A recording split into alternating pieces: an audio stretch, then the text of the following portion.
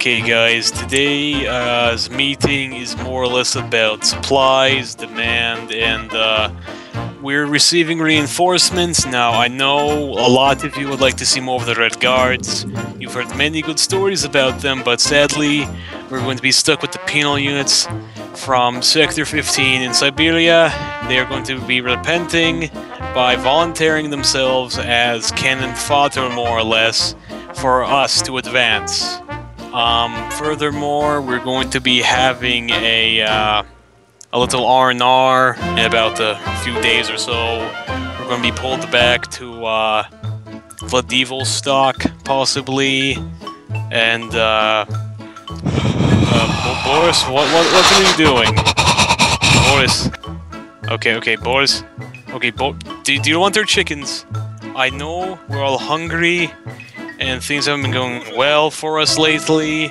It's probably because the fact, we don't get any supplies out here.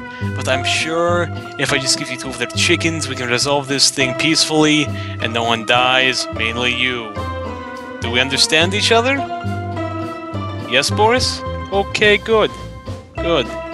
Okay, guys.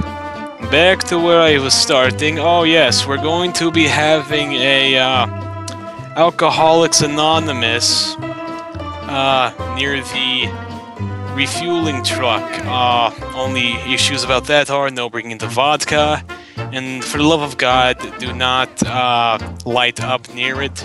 I've noticed that some of us enjoy cigarettes a little too much, and we don't need to take out the entire farm and probably the church behind us.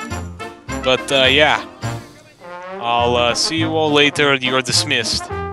Okay, we're gathering here today for the main reason of the incidences that have been occurring in the past 2 months of our deployment.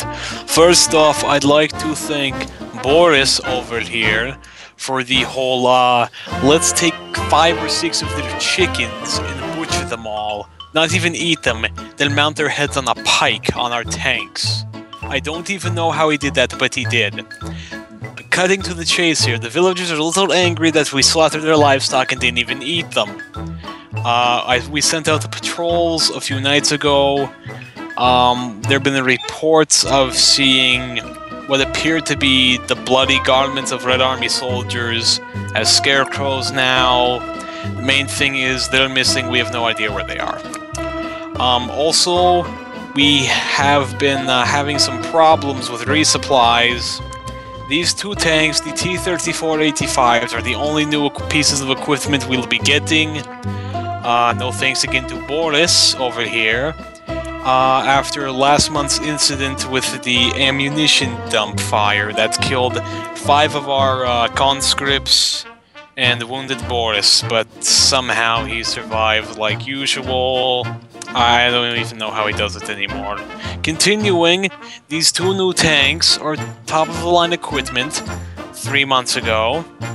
They're low on munitions and their fuel's low, due to the fact the railways have been bombed out and they had to drive. Point is, they're as new can be for this situation.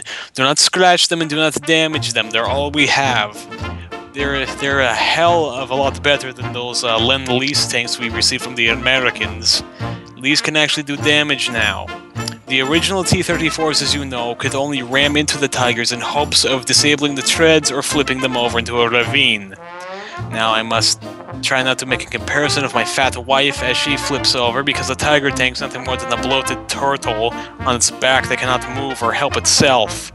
These new tanks will be able to fire and move quicker, longer longevity of sorts, and the ability to do hit and runs with their new cannons, which I believe are 75mm. Don't really know, I don't really care. Soldier, what are you doing up there? Don't worry, Comrade Commissar, I can fix it for you.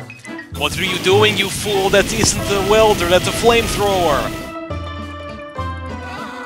Moving along, I've been authorized by the NKVD to quell the possible rebellion within the vicinity of this region. They've told me I should open fire on the nearest religious object or relic to cause fear and terror within the hearts and minds of the inhabitants. So 5, 4, 3, 2, 1.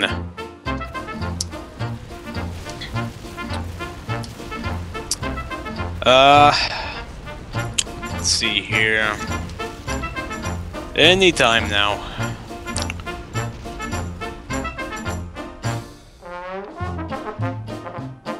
Well, it looks like they don't make them like they used to anymore. That building's still standing, and we just ran out of our year supply of Katusa rockets. You're dismissed. We're done. Oh god, meat. It is so good.